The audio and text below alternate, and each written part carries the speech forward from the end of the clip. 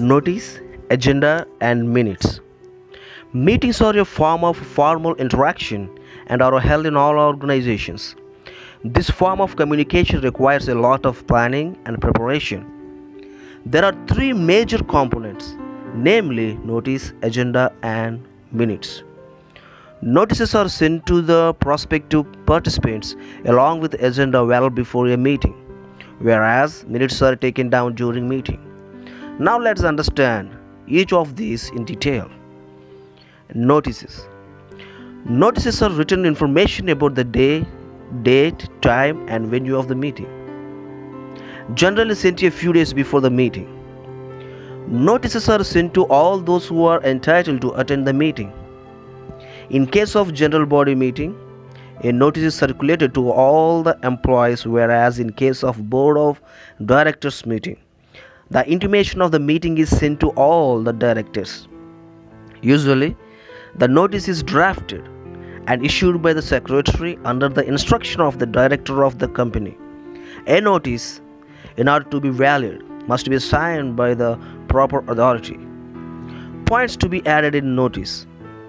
The notice must specify the exact date, time, and place of the meeting. The notice must state the nature of business to be transacted at the meeting. A complete agenda should be appended to the notice. The notice should be served to all the members entitled to attend the meeting. Attach the minutes of the previous meeting if there has been one. This gives the members a chance to bring up anything they do not understand or agree with.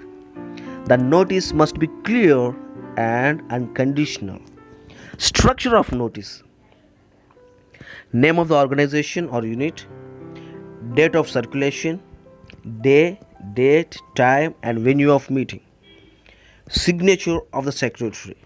Here are some examples you can see in the picture.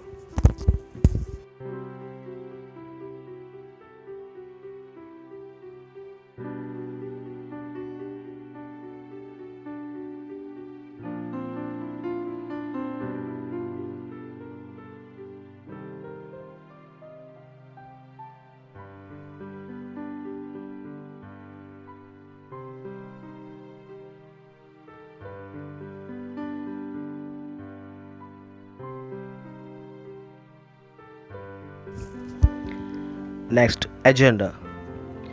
An effective meeting agenda provides structure and focus and clearly indicates the purpose of the meeting. It serves as the roadmap for the meeting. A good meeting agenda always serves as a guide to the participants, thus making meeting more efficient and productive. Since it is circulated along with the notice, every member knows beforehand the items of discussion and can make up his mind what he wishes to say on a particular issue. It forces the convener of the meeting to think about what needs to be accomplished. It helps the concerned members to think of what is left uncovered, and this can help in adding those issues with the permission of the chair. Tips for preparing an agenda. Items of agenda must be arranged in increasing order of importance and each item bears a number. Generally, the first item on every agenda has confirmation of the minutes of the previous meeting as the first item and any other matter with the permission of the chairman. Check the agenda for errors before it is passed on to members. Send the agenda along with the notice or email it to all attendees. Structure of agenda. Minutes of the previous meeting, suggestions received from members, actions and events since previous meeting, the actual business to be transacted during the meeting.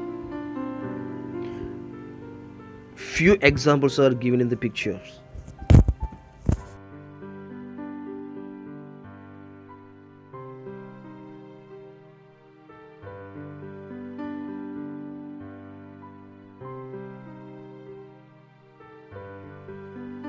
Next, minutes.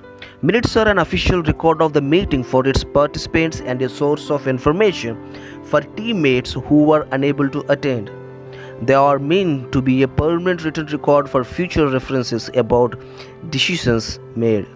It's often useful as a backup document. Before you start taking notes, it's important to understand the type of information you need to record at the meeting.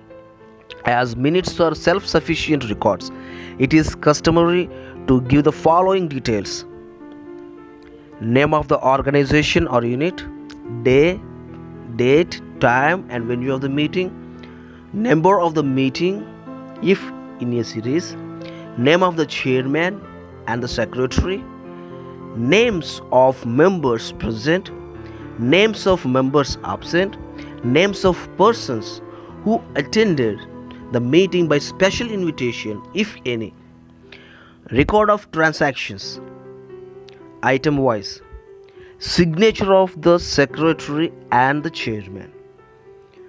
Some examples are given in the pictures.